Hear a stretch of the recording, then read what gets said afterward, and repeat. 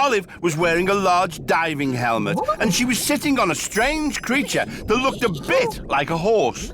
Heck, good thing I've got this breathing helmet. What's going on? Asked Olive. You're about to take part in a seahorse race. Said a little jellyfish who was also sitting on a seahorse. There was another bigger jellyfish on a seahorse too. A seahorse race? How exciting! I'm Olive, by the way. I'm Jessie. I'm a little nervous as this is my first ever race. Don't worry, Jessie. Maybe we can help each other. Okay. Thanks, Olive. Oh, that means the race has started. Come on, Olive. The bigger jellyfish galloped off, and Jessie and Olive rode after him. Hold on to your seahorses! Olive and Jessie galloped towards the first obstacle, a narrow gap between two huge rocks. The big jellyfish rode straight through, but when Jessie reached the gap, she stopped. Oh, it's too narrow. I can't get through. Of course you can. Follow me. Olive skillfully rode her seahorse through the gap, and Jessie followed. Yay! Next, they reached a coral maze. Oh, this looks really twisty. We can do it. Stay close to me, Jessie.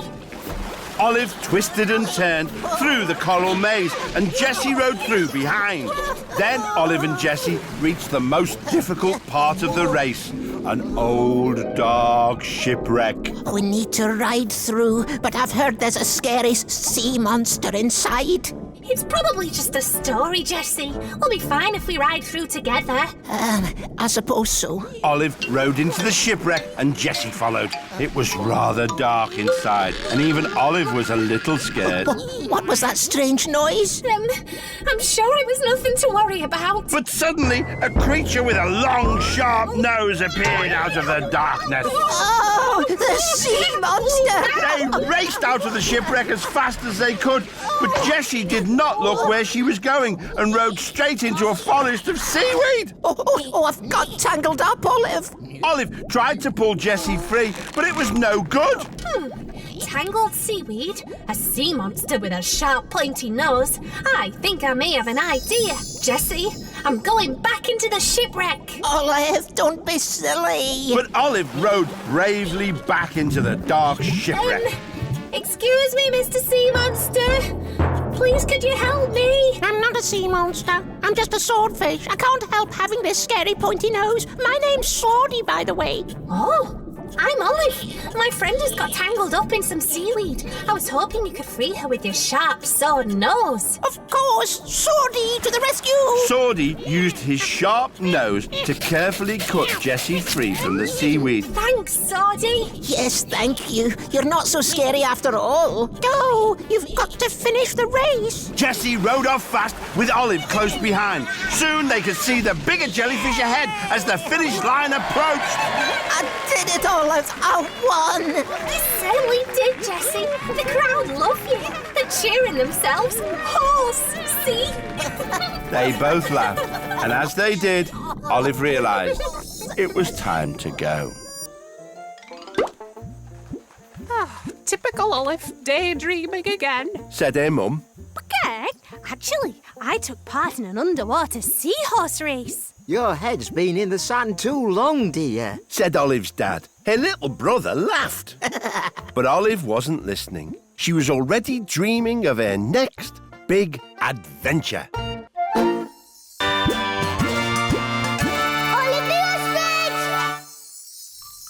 Olive found herself on a stage with lots of animals playing musical instruments.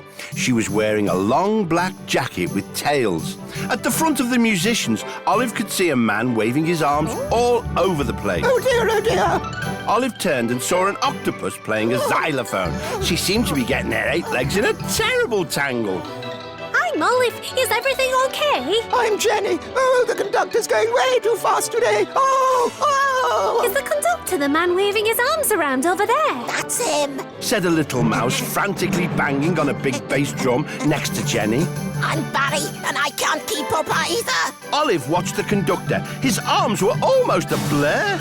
There is a triangle that goes ting. Quick, the triangle. You'll have to play it. Jenny's too tangled up. Okay. How does it work? Just hit it with a little stick. The conductor pointed at Olive, and she hit the triangle. But then he went even faster until she couldn't keep up either. What happened to the big round thing that goes crash? He means those cymbals. Can you play them too? Just pick them up by the straps and crash them together. Like this? Not now, when I point at you. The orchestra kept playing and the conductor kept conducting even faster. Triangle, cymbals, triangle, cymbals. Shouted the conductor at Olive. She had to run back and forth, switching between the two instruments as fast as she could. Finally, the piece was finished. The orchestra and Olive collapsed exhausted. But now the audience were coming in and finding their seats. That was only a rehearsal. They still had to play the piece all over again. This is a nightmare. My orchestra is exhausted. What are we going to do? But why is he still waving his arms? There was definitely something funny going on. So she decided to go and talk to the conductor. Excuse me, I'm Olive. Could you please slow down a bit? Slow down. No, I cannot do this because of the problem I am having with this pesky fly. The conductor swatted at a fly buzzing round his head, and Olive realised that was why he'd been waving his arms so fast. I can't get rid of it. A pesky fly, some cymbals. I think I may have an idea. Olive grabbed the cymbals and set off, chasing the fly through the orchestra, over the cellos, round the tubas, in between the violins and under the piano. Come here, fly! The fly was pretty fast, but Olive didn't give up. Pecking! Then there was silence. Olive held the cymbals tightly together and listened. She could hear the fly buzzing around inside. The audience and orchestra all clapped loudly. That was the first ever performance of the Fly and Cymbal Concerto by Olive the Ostrich. The fly finally buzzed off, right out of the concert hall. Barry and Jenny ran over to Olive. Well done, Olive. You've got a real knack with those cymbals. Yes, that was amazing. It would be great if you could join our orchestra. Thanks for the offer, but I really must fly. They all laughed, and as they did, Olive realised it was time to go. Typical Olive, daydreaming again. Said her mum. Greg, actually, I caught a fly and played in an orchestra. Your head's been in the sand too long, dear. Said Olive's dad. Her little brother laughed. But Olive wasn't listening. She was already dreaming of her next big adventure.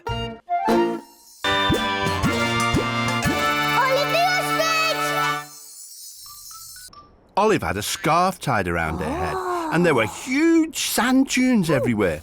The sun beat down, and it was very hot. Phew, I'm glad I have this headscarf to protect me from the sun. Exclaimed Olive.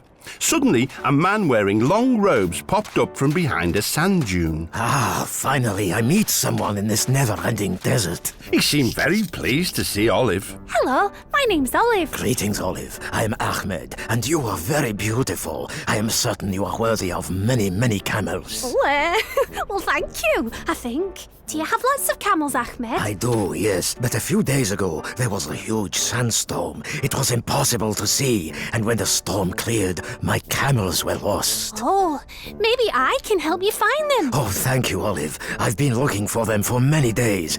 You don't have any water, do you? I'm so thirsty. Sorry, I don't. And I'm starting to feel thirsty too.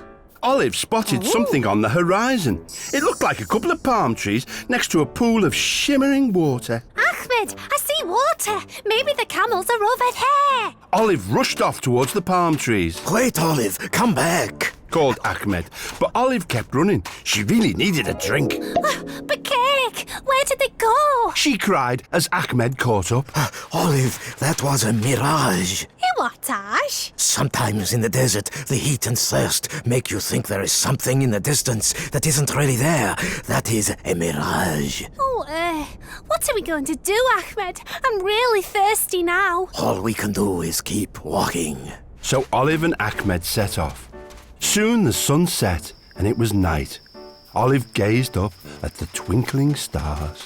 Those stars look so beautiful. Yes, they twinkle like your beautiful eyes. Thanks, but let's concentrate on finding your camels. Olive spotted a group of stars that made the shape of a camel. Look, Ahmed. Ah, yes. That group of stars is called the Humpy Camel. Camels lost in a desert. Some stars called the Humpy Camel. I think I may have an idea. Maybe the camels would find their way by following the stars. So we should follow them too. Ah, excellent. So Olive and Ahmed set off, walking towards the Humpy Camel. Soon, Olive heard something carried on the wind. It sounded like disco music. Egg! It's coming from behind those sand dunes. Olive and Ahmed climbed over the top of the dunes, and on the other side they saw a huge lake surrounded by palm trees. Next to it was a disco, and dancing to the music were Ahmed's camels. My camels, hello. The camels were all sipping tall glasses of orange juice. A waiter came up to Ahmed and Olive with some drinks. Thank you.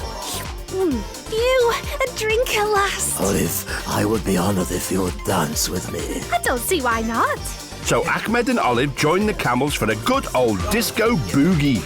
Ahmed was an excellent dancer, and Olive was having an amazing time. Oh, I could dance with you all night, Ahmed. But I think it's time I desert this place. They all laughed, and as they did, Olive realised it was time to go. Typical Olive, daydreaming again. Said her mum. Heck, actually, I've been partying in the desert. Your head's been in the sand too long, dear. Said Olive's dad. Her little brother laughed. But Olive wasn't listening. She was already dreaming of her next big adventure.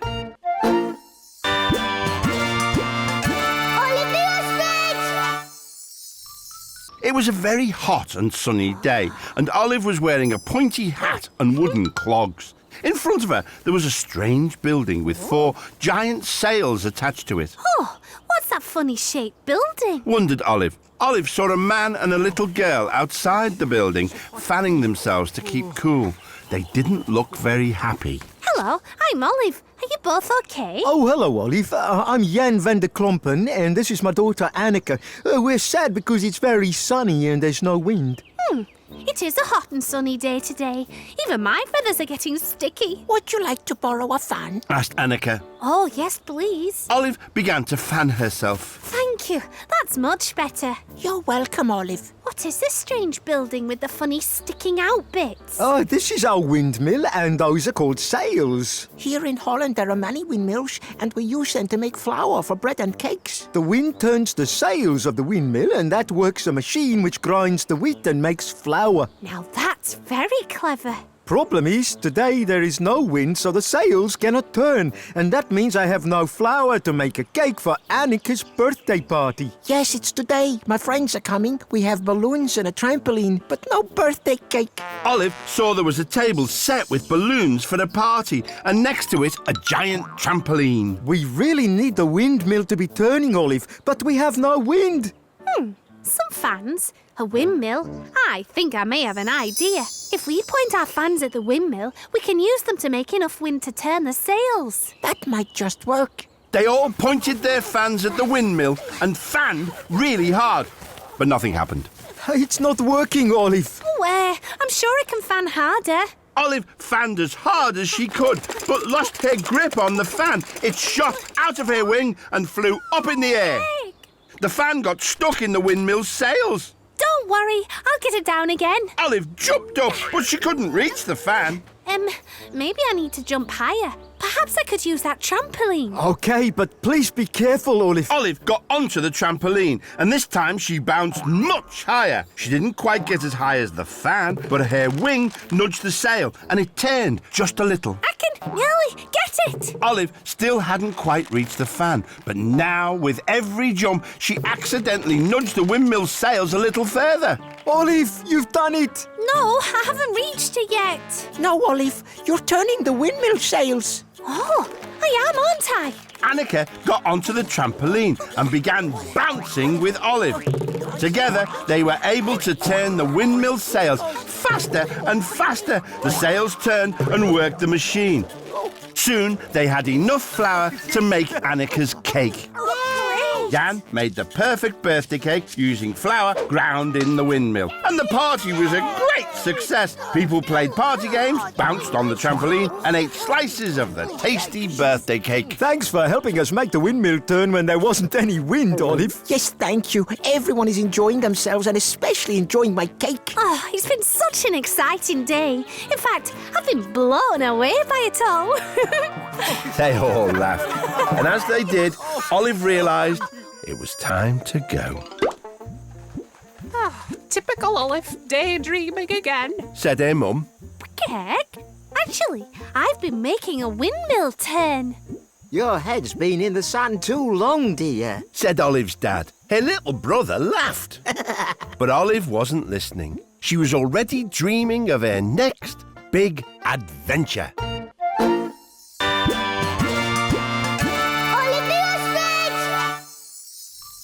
Olive was wearing a white shirt, a black suit jacket and a bow tie. She was in a huge kitchen. Chefs in tall white hats running around, one using a large metal spoon to ladle soup out of a huge steaming pot, and another icing a big cake with a piping bag. Cake? This is a really busy place. She could hear someone smashing plates, and she went off to see what was happening. She noticed a rosy-cheeked manager surrounded by broken plates. Oh, hello. Said Olive. Ah, bonjour, mademoiselle. Said the manager. My name's not Mademoiselle, it's Olive. Pleased to meet you.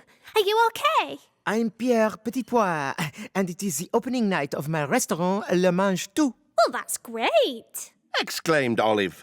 Oui, but the head waiter has not turned up, and the famous food critic Monsieur Le Croc is coming. How am I going to serve everyone their food on my own? C'est impossible. Oh, dear.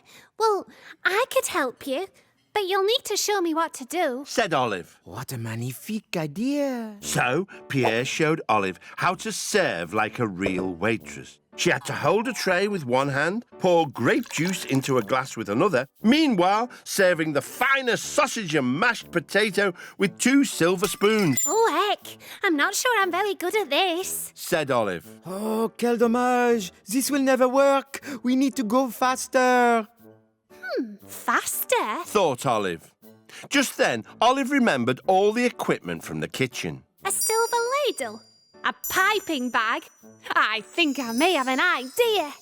Olive went to fetch the 2 items from the kitchen.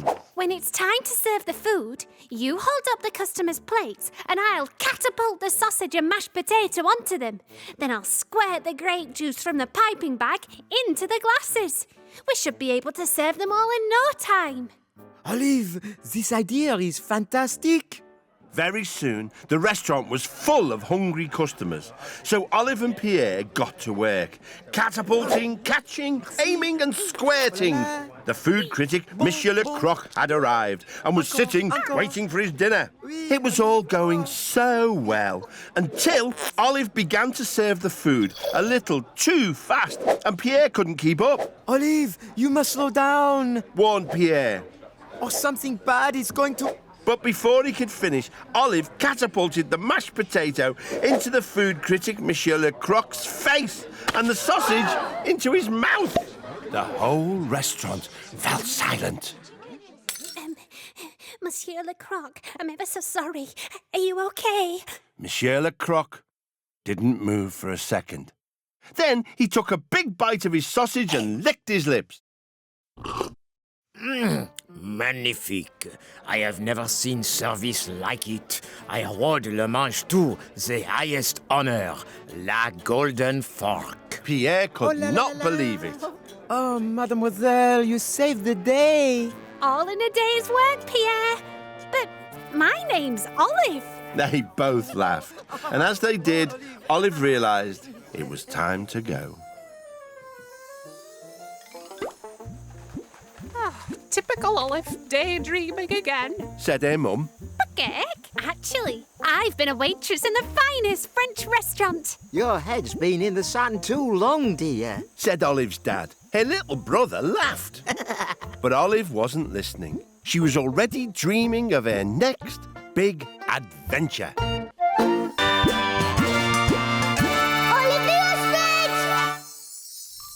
Olive was standing in a room with lots of metal boxes making strange wearing noises. There were huge piles of clothes everywhere, and she was wearing blue overalls. Just then, a sock flew out of one of the piles, narrowly missing Olive's head. Exclaimed Olive. Oh, I didn't see you there. Said a small man who'd appeared from behind a mountain of clothes. I'm Dudley Sud. It's a pleasure to meet you. He shook Olive's wing enthusiastically. I'm Olive. Nice to meet you too.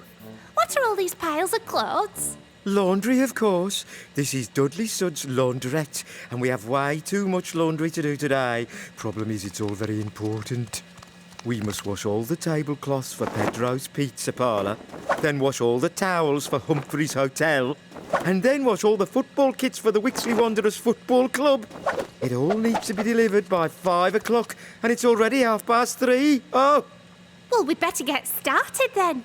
Dudley showed Olive how to operate the machines. You put the laundry in here, pour in the soap powder, and turn the dial like this. Got it. Said Olive confidently. They both worked quickly, loading the machines and setting them going. Olive thought she would pour in a little extra washing powder to get the job done quickly. It all seemed to be going very smoothly. But then, all of a sudden, bubbles started to pour out of one of the machines. Oh dear, that's not right. Exclaimed Dudley, shaking his head. Olive, you must have put too much washing powder into the machines. The bubbles began to form a puddle on the floor until eventually they covered the whole shop and were still rising. Soon Dudley and Olive were up to their necks in bubbles. Oh no, what are we going to do? Olive spotted some round metal things poking down from the ceiling. What are those for? Those are sprinklers. They spray water all over the place if there's a fire. Some sprinklers that spray water all over the place. I think I may have an idea. Olive pressed a big red button on the wall to turn the sprinklers on. Water sprayed out everywhere. Oh no, what have you done now, Olive? You're going to flood me laundrette. That's the idea, Dudley. Now open that door. Dudley opened the door. The bubbles flooded out of the door and into the street. Olive's plan was working. But there was a problem. All the tablecloths, towels and football kits were disappearing out of the laundrette and down the street, along with the bubbles. Stop that laundry! Shouted Dudley as he and Olive chased the bubbles and the laundry down the street. They chased the laundry past Pedro's Pizza Parlour, Tablecloths. then on past Humphrey's Hotel, Towels. then finally past Wixley Wanderers Football Club. Well, I never. Said Dudley as he inspected the football kits hanging on the goal. That was a bit of luck. Yes. Said Olive, pointing down the street. And we delivered all the laundry in time. Dudley beamed. Thank you, Olive. I couldn't have done this without you. Working in a laundrette's loads of fun, but it's really hard. I'm feeling all washed out. They both laughed, and as they did, Olive realised it was time to go.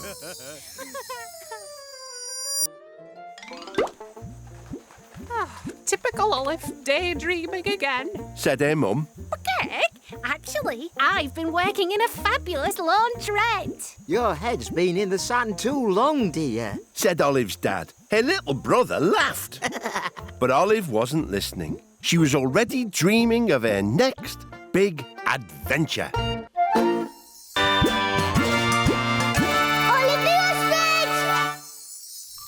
Olive was standing next to lots of amazing cars lined up on a racing track. In each car sat a driver, and they were all revving their engines. Lots of excited people were watching from the stands, cheering and waving flags. One of the drivers was standing by the side of the track, looking very sad. Hello, I'm Olive. Are you okay? I'm Rhinoplasty. This is the Around the Island Grand Prix race, but I can't start because I've forgotten my special racing safety suit. I'm not allowed to race without it. Oh dear. And it's not long until the race starts. Said Ryan, pointing to some traffic lights above the racetrack. I need a racing suit ASAP. Race begins in 1 minute. All around the racetrack, there were tents and flags and rows of bunting. Some people had just finished putting up the decorations and had left their scissors behind. A tent? Some scissors? I think I may have an idea. Ryan, why don't we make you a new racing suit using one of those tents? Great idea, Olive. Olive grabbed the pair of scissors and started cutting up the tent. She got so carried away, she made herself a racing suit too. Here we go, Ryan. A suit for you and a suit for me. Oh, let's put them on. Said Ryan, holding his suit in front of him. It's not long until the race starts. Drivers, get ready! Olive and Ryan put their suits on. But there was a problem. Olive had forgotten to make footholes in her suit and had forgotten to make armholes in Ryan's suit. I can't race without my arms free. Cried Ryan. I know. We can drive the car together. You work the pedals and I'll steer. You know, that might just work, Olive. Ryan ran towards the car and Olive hopped along behind. They climbed into the car and fastened their seatbelts just as the traffic light turned from amber to green. All the other cars sped off from the starting line. Ryan and Olive were left behind. Ryan hit the pedals and they zoomed off. Olive and Ryan raced around the track. Olive turned out to be an excellent driver. They were overtaking the other cars and catching up with the leaders. Soon, they were in second place. If we can just overtake this last car, then we'll win. Shouted Olive. Ryan gave an extra burst on the pedals, and they were just about to overtake the leading driver when he swerved right in front of them. Olive had to steer the car through into the pits. Everyone jumped out of their way as they sped past all the tents before screeching back onto the racetrack again. Oh, that crocodile's still in the lead. Shouted Ryan. Olive and Ryan made one last effort, but it was too late. They came in second, right behind that crocodile. Oh dear, I was hoping we'd win. Oh, brilliant driving, Olive. Second place is fantastic. Ryan lifted Olive high on his shoulders, and the crowd went wild. Olive was awarded a special champion's wreath for Most Brilliant Driver. I love racing. It gets me all revved up. Chuckled Olive. They both laughed, and as they did, Olive realised it was time to go.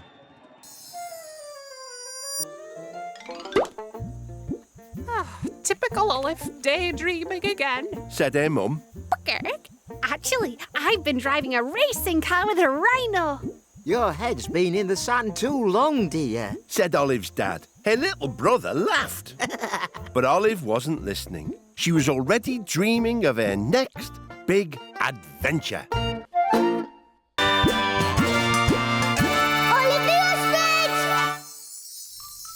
She could hear some tinkly music. It was coming from a little white van that was parked nearby. And Olive could see all sorts of things inside the van. Oh, bugger. Those look tasty. Exclaimed Olive. Olive was wearing a white overall and a special paper hat. She could hear strange grunts coming from inside the van. Hello? Are you all right? Asked Olive, and she reached in through the window to help. Up popped a very cold lady. Thanks. Shivered the lady. I'm Millie Vanilla. I'm Olive. Pleased to meet you. Oh, you're cold. You need to warm up. Oh, no. If I do that, my ice cream will melt, and I need it for a birthday party. Ice cream? Yes, it's a very tasty treat, and I don't want to boast, but my ice cream is the very best. She reached into the freezer and scooped some ice cream into a cornet for Olive to taste. I add a secret ingredient. Whispered Millie, and she stuck a stick of chocolate on top. Olive licked the ice cream. It's very tasty. Like I said, the very best. Now I mustn't be late for the party. Would you like to help me? Oh, yes, please. Olive jumped into the van and they drove off. They were nearly there when Olive heard a bang. The van stopped with such a bump that all the chocolate sticks fell out of the window. Olive and Millie got out to see what was wrong. One of the tyres was completely flat. All the air's leaked out. But Millie was more worried about the big brown puddle on the ground. What's worse, all my chocolate sticks have melted in the sun. What am I going to do? At least we still have the ice cream. But how can I get to the party with a hole in my tyre? Olive looked through the ice cream van window and saw the cornets and cherries. Cornets? Cherries? I think I may have an idea. She bit the end off a cornet and stuck it in the hole in the tyre. Then she scooped up the melted chocolate and poured it in through the hole. When the tyre was full, Olive plugged the hole with a cherry. Good as new. Thanks, Olive. And so, with the tyre fixed, they drove to the party. The children cheered as Olive and Millie handed out ice cream cornets, but the birthday boy looked puzzled. Where's my chocolate stick? He asked. Millie began to sniffle. He only likes ice cream with a chocolate stick stuck in it. Well, never mind. Olive told the boy. This is the very best ice cream. Not without the chocolate stick, it isn't. He noticed the mended tyre. Hey, if I can't have a chocolate stick, can I have that cherry? Oh, not that one. Cried Olive. But before Olive could stop him, the boy pulled the cherry out of the tyre. Chocolate sprayed out of the hole, splashing everyone and everything. Oh, no. Said Olive. But then she heard the birthday boy laughing. Hey, this chocolate tastes amazing. In fact, this is the very best chocolate in the world. Surprised, Olive and Millie tasted their ice creams. Yum! Yum. I don't want to boast, but he's right. Boasted Millie. Which makes this the very best ice cream in the world. Everyone laughed, and as they did, Olive realised it was time to go. Typical Olive, daydreaming again. Said her mum. Okay, actually, I made the very best ice cream in the world. Your head's been in the sun too long, dear. Said Olive's dad. Her little brother laughed. But Olive wasn't listening. She was already dreaming of her next big adventure.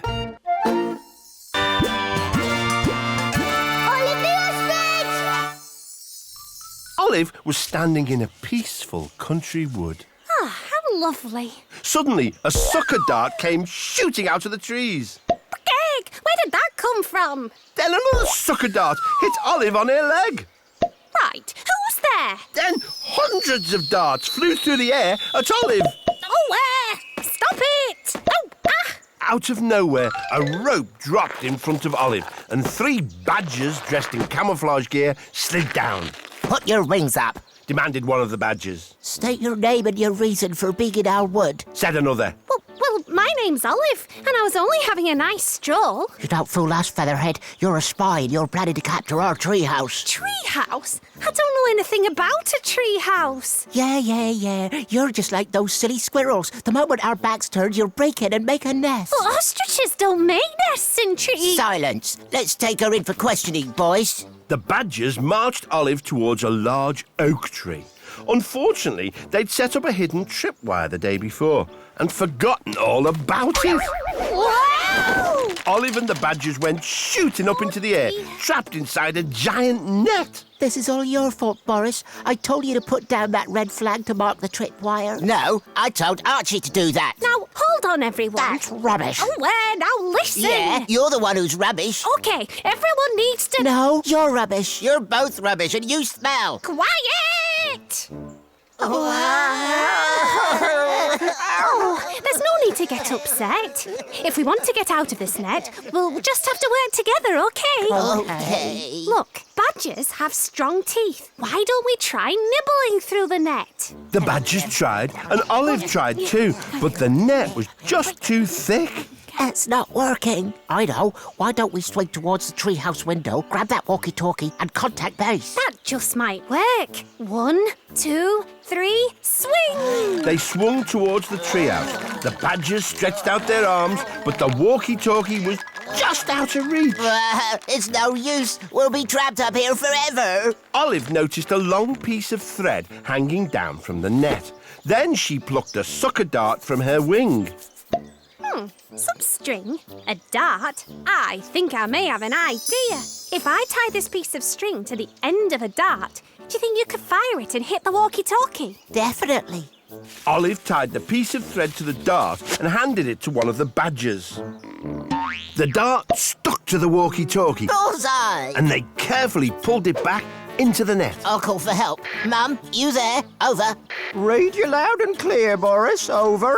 We've got caught in our own net. What again? I'll be there in a minute, boys. Wait a minute. Your mum's nearby. Yes, of course. This is our back garden. The badger's mother arrived. Oh dear, that's the 4th time this week. Well, if it wasn't for Olive, we'd still be trapped up there. Oh, thank you, Olive. I hope they weren't too much trouble. Sorry we thought you were a spy, Olive. Hope we didn't scare you. Not at all. It was actually quite nice hanging around with you boys. They all laughed, and as they did, Olive realised it was time to go. Typical Olive, daydreaming again. Said her mum. Heck, actually, I was captured by some badgers. Your head's been in the sand too long, dear. Said Olive's dad. Her little brother laughed. But Olive wasn't listening. She was already dreaming of her next big adventure.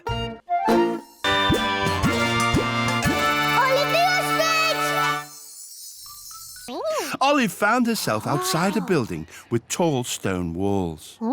In the distance was a flat-topped mountain. Olive was wearing a tunic and a strange feathery helmet.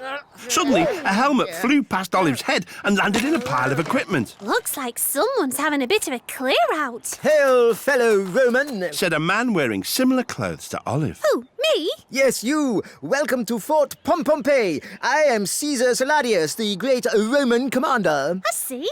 But why are you throwing all these things out? Well, we Romans are so good at fighting that no one wants to fight us anymore. Plus, Mummy is making me empty the fort so she can build a new swimming baths instead. Saladius pointed to the large pile of swords, helmets and shields. There was also a huge catapult that fired rocks. Can you help me, please, Olive? There's still loads to remove.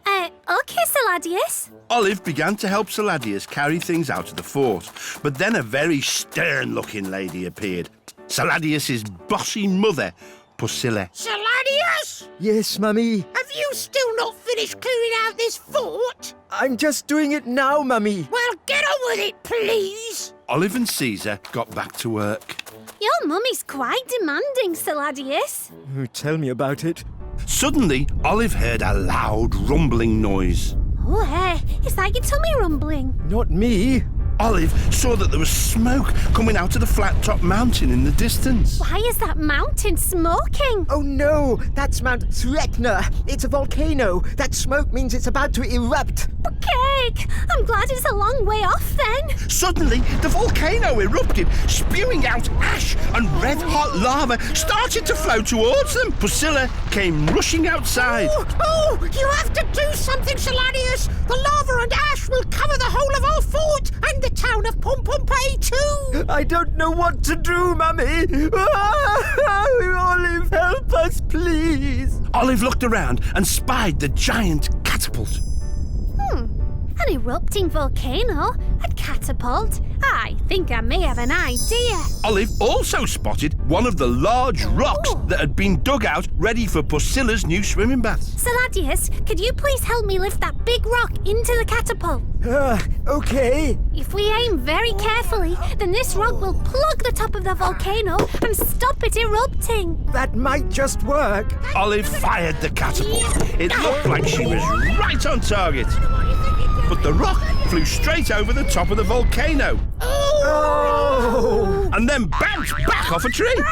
Hooray! It's back on course. Olive, you did it. Yes, you've plugged the volcano and stopped the lava and ash. Pompey is saved. Happy to help. You know, Saladius, I'm in such a good mood, I've decided to let you keep a little fort here, just in case of emergencies. Oh, thank you, Mummy. And thanks to you too, Olive. Want to help me move my stuff back into the fort? Well, all that excitement's really tired me out. But I've had a lovely time here in Pompey. They all laughed, and as they did, Olive realised it was time to go. Typical Olive, daydreaming again. Said her mum. Cake? Actually, I helped stop a volcano from erupting. Your head's been in the sand too long, dear. Said Olive's dad. Her little brother laughed. But Olive wasn't listening. She was already dreaming of her next big adventure.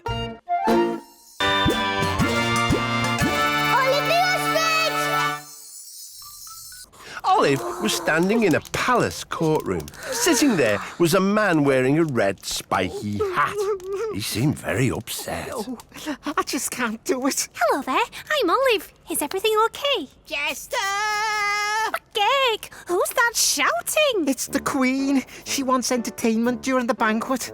I'm Jingles, the court jester. It's my job to make the Queen laugh, but nothing I do seems to work. Jester! Get in here now! She said that if I can't make her laugh today, then I'll be punished. Oh, well, maybe I can help. Why don't we form a double act? Oh, thank you, Olive. I know. Let's try a funny dance. Olive and Jingles nervously walked up to the Queen. And who might you be, missy? You look like you might make a nice feathery hat. I'm Olive, and I was hoping to help Jingles here make you laugh today. Oh, really? Well, you better both make me laugh. Otherwise, you'll both be getting locked up in the tower. Locked up? Where?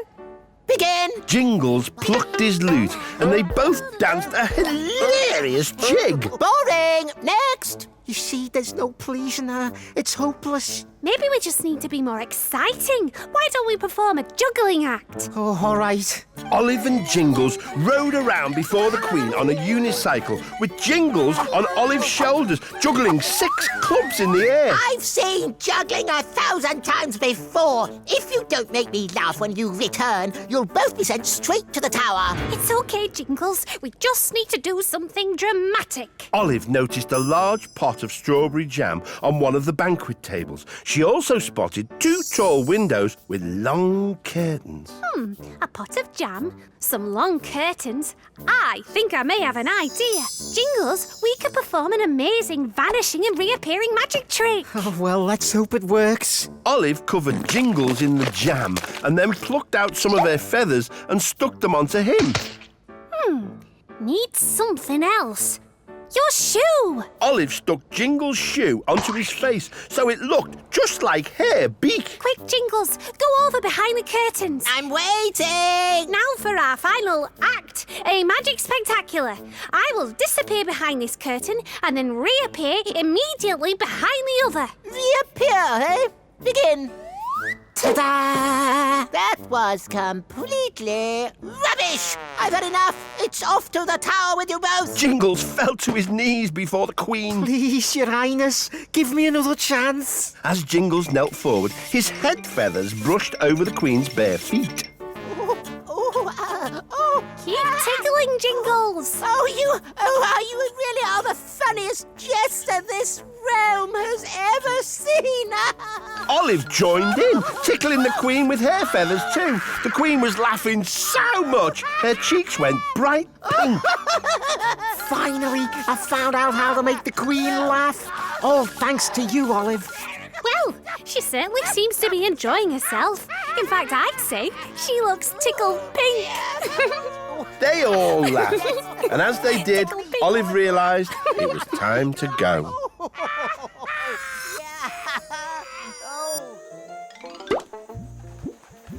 Typical Olive, daydreaming again. Said her mum. Gag, actually, I helped entertain a queen. Your head's been in the sand too long, dear. Said Olive's dad. Her little brother laughed. But Olive wasn't listening. She was already dreaming of her next big adventure.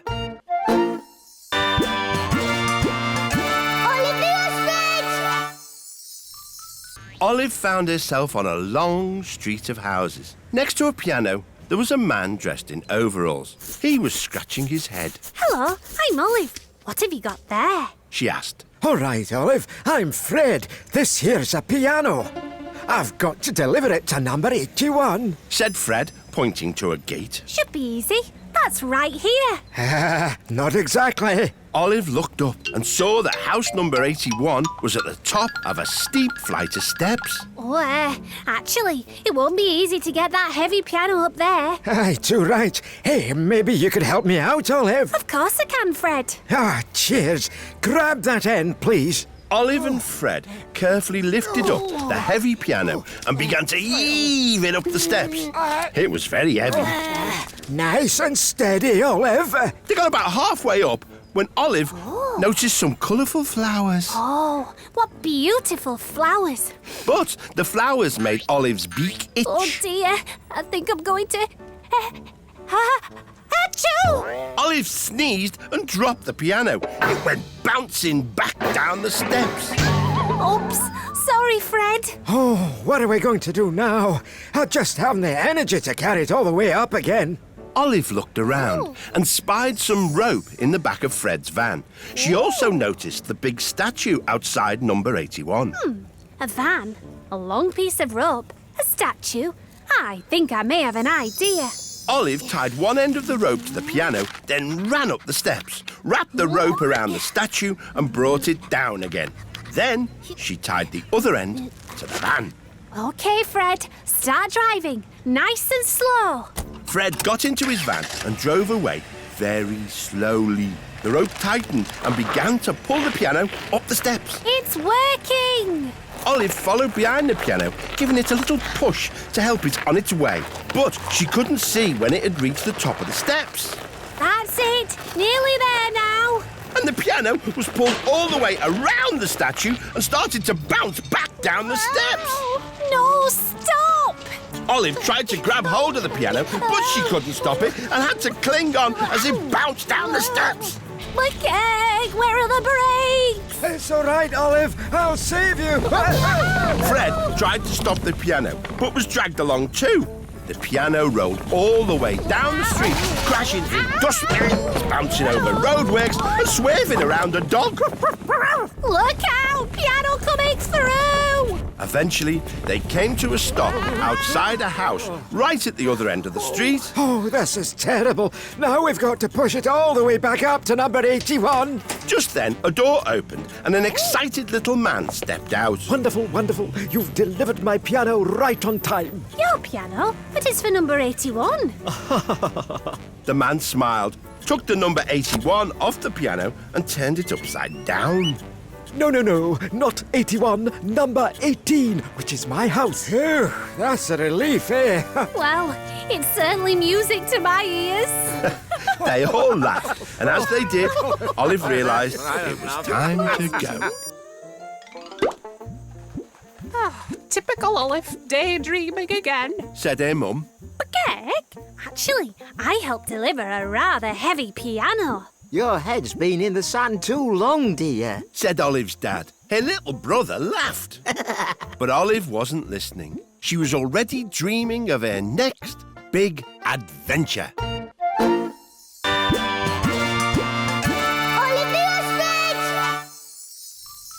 The sun was high in the sky, and Olive found herself in the middle of a desert. She was wearing a strange hat. Oh, Gek, what a big fancy hat. But where am I? And what are these big spiky things? Are they some sort of plant? Suddenly, something long and squiggly appeared right behind Olive. When she noticed it, she was so surprised she stumbled back straight into one of the spiky plants. Gek! Ow! Ow! Me bottom! Me bottom! Oh! I'm sorry. Please let me help you. Olive sighed, relieved. I'm Olive. Thanks so much for pulling out those horrible spikes. I didn't hear you coming. That's why I got so surprised. Hola, I am Reptilina. I am a rattlesnake. Sorry that I scared you. That's okay. I could see you're not scary. Whenever I try to make friends, they always get scared away. Other rattlesnakes have rattles on their tails, so you can hear them coming. But mine, it don't work, see? People get scared of snakes, especially when they can't hear them coming. Well, we'll have to find something that can make your tail sound again. Olive looked around the desert. Soon, she spotted an old bicycle horn. Oh, this will make a great new sound for your tail. She carefully attached the horn to Reptilina's tail, and Reptilina tried it out. It's a nice sound, but not quite right. What about these? Olive had found some bells on the ground. Reptilina tried them instead of the horn. It's a bit closer, but my tail should rattle, you know. Olive looked around once more. She spotted some rubbish left after a campfire. An empty can of bees, some small rocks, and a stick. I think I may have an idea. Olive put the small rocks and the stick inside the can. Then she attached it to Reptilina's tail. Give this a try. Olive, this is perfect. Thank you so much. Suddenly, Olive and Reptilina heard some music. Two men in big hats appeared. Both were playing guitars. Hola, we are local mariachi band, and that is a beautiful sounding rattling tail you have. Why, thank you. Replied Reptilina. Hey, our drama. He is very ill after eating a mega spicy burrito, and now we can't keep our rhythm. Said the other mariachi. But maybe you, your amazing rattling tail, could join our band. I think I'm too shy. Reptilina said sadly. Don't be shy, Reptilina. Said Olive. I'll even join in myself. Olive picked up the horn. 1, 2, 1, 2, 3, 4. This must be the best sounding rattle tail ever. Olive played along with Reptilina and the mariachi band until the sun was setting. Thanks so much for getting me my rattle back. Said Reptilina. And thanks for finding us a new rhythm section. Said the mariachi. That's okay. Said Olive. I was a bit rattled when I first arrived, but now I feel just fine. They all laughed, and as they did, Olive realised it was time to go.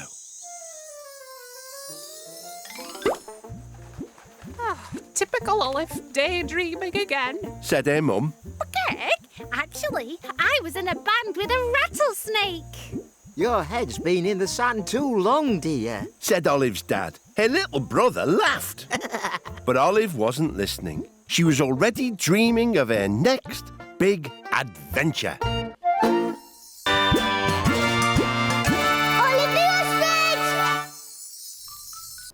Olive was in the middle of a large green field. She was wearing shorts, a red and white stripy shirt, and boots. Oh, this grass is very long.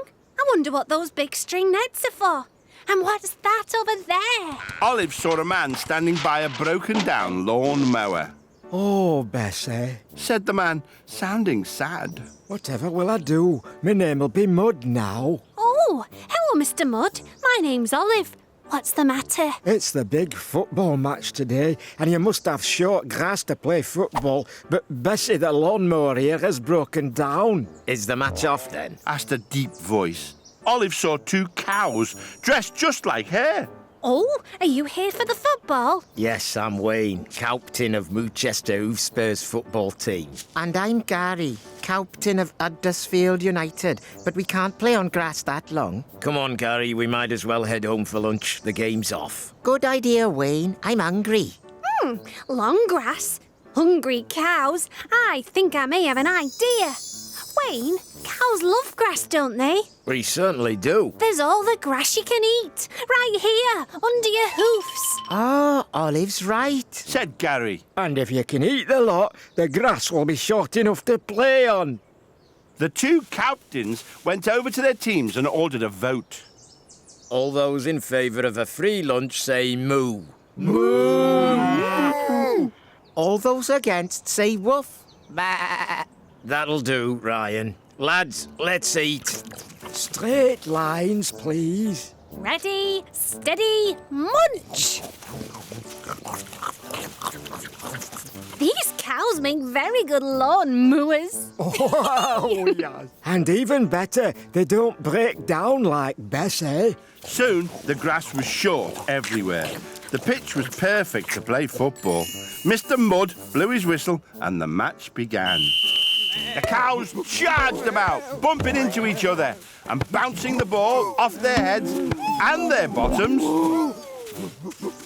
Football's a fun game. Then she noticed Wayne looking rather unwell. Oh, my stomach's are full to bursting. Olive, can you play instead of me? Well, I've never played football before, but I'll give it a go. Olive ran onto the pitch. She was playing for Manchester Hoospurs.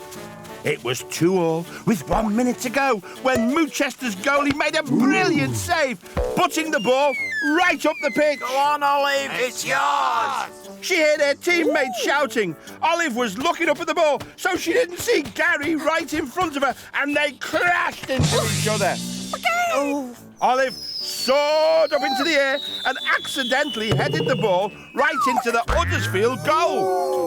That's the final whistle. The score's 3-2. Moochester Hoof Spurs win. Cried Wayne. You scored the winning goal, Olive.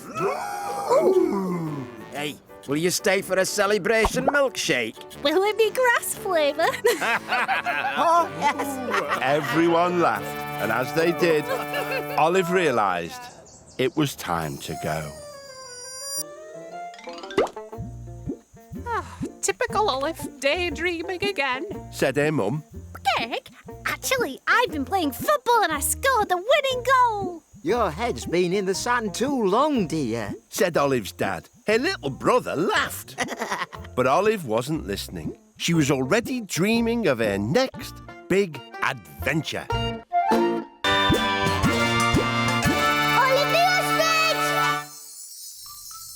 Olive was in a room full of lots and lots of colourful clothes hanging on long rails. Oh, hey, look at all these beautiful clothes. Suddenly, whoosh, a ball of screwed-up paper flew past Olive. Olive poked her head around one of the rails of clothes and saw a pink poodle sat at a desk, scribbling furiously. No. I just can't get this design right. Cried the pooch. She screwed up another piece of paper and threw it. Sorry to interrupt. I'm Olive. What are you trying to design? I'm Dogatella, famous fashion designer, darling. Tonight is the biggest catwalk show in Paris Fashion Week, and I'm meant to be showing off my amazing new designer dress. So what's stopping you? I've completely run out of ideas. I don't suppose you could help me, darling. Well, I'm no fashion designer, but maybe I can help. Olive looked around and saw balls of screwed-up paper everywhere. What are all these screwed up balls of paper, Dogatella? Those are some of my rejected fashion designs. No good. Lots of fashion designs, lots of clothes. I think I may have an idea. Olive collected all the screwed-up fashion designs and selected the best bits from each one. Then she took Dogatella's scissors and cut out all her favourite pieces. If I use all the best bits from each design, we should end up with an amazing designer dress. That just might work, darling. Dogatella helped Olive stick all the bits together.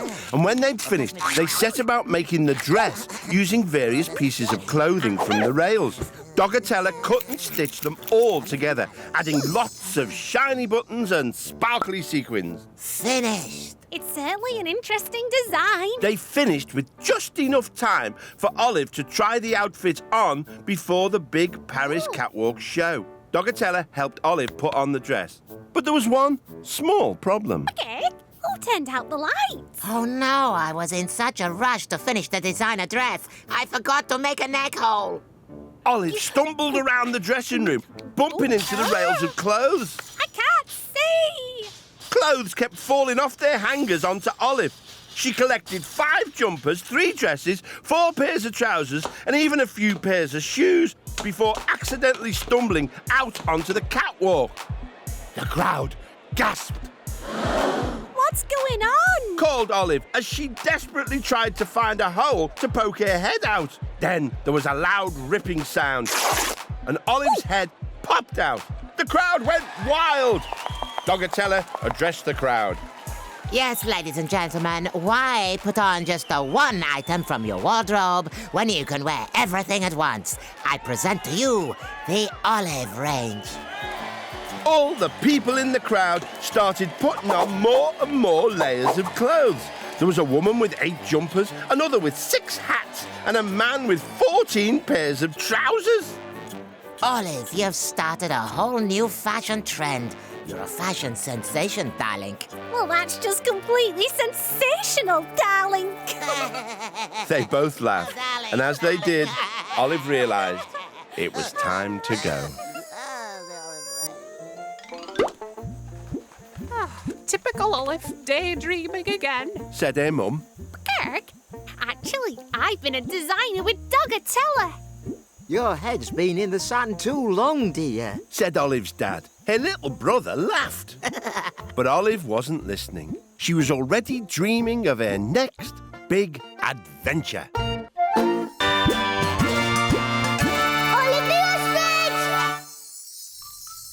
Olive was in a small, dimly lit room. In front of her were lots of buttons and levers and colourful flashing lights. Where am I? Some lights shone out over a beautiful underwater world outside the window. Gag, what a view! There were hundreds and hundreds of fish swimming around in front of an enormous blue canyon. Oh, I'm in a submarine deep in the ocean. I can't wait to explore. Olive pushed a big red lever marked forward and the submarine dived deep down into the canyon. Olive spotted the opening to a cave. Interesting. Said Olive as she drove her submarine right into the cave. It's even darker in here than it was before. Olive drove through a big patch of seaweed. Oh no, now I can't see where I'm going. The seaweed suddenly came to life and picked up the submarine. Ow! Then in the headlights loomed the big green face of an octopus. Hello. Bubbled the octopus. Gag, who are you? My name's Jonah. I've been trapped inside this whale for days. It's so good to finally meet someone new. My name's Olive. But what do you mean trapped inside the whale? I just drove into a cave. Oh no, that was a huge whale's mouth you drove into, Olive. And now he's closed it shut. There's no escape. Gag, that doesn't sound good. We need to make the whale open his mouth again. Maybe I could turn my engines all the way up and then the bubbles will make the whale cough. Then we can escape when he opens his mouth. Olive turned the submarine's engines onto full power and the water started to bubble up. Oh, that didn't work. But then the bubbles Olive had made tickled Jonah on the tummy. Oh, those bubbles tickle. An octopus with 8 legs. Tickling? I think I may have an idea. Jonah, if you use all your legs, you can tickle the inside of the whale's stomach and make him laugh. Then we can escape through his mouth. Oh, I think that might just work. He stretched out his 8 long arms and began to tickle the whale's tummy. Tickle harder! Tickle harder! Cried Olive. Jonah tickled as fast as he could. A wall of bubbles started rushing down the tunnel towards Olive and Jonah. Watch out! Pecking! What's happening? I think we might be going out of the top. The top? Olive and Jonah were fired out of the whale's blowhole, up high in the sky. Then they started to fall back towards the water. Wow! Jonah clung to Olive's submarine with his 8 tentacles as they fell. His body inflated like a parachute, drifting them both gently down to the surface of the water. Well, that was a lovely, gentle landing. Oh, thanks so much, Olive. I'm free at last. That's okay. I think we've all had a whale of a time. They both laughed, and as they did, Olive realised it was time to go. Typical Olive, daydreaming again. Said her mum. Okay, actually, I've been helping an octopus escape a whale. Your head's been in the sun too long, dear. Said Olive's dad. Her little brother laughed. But Olive wasn't listening. She was already dreaming of her next big adventure.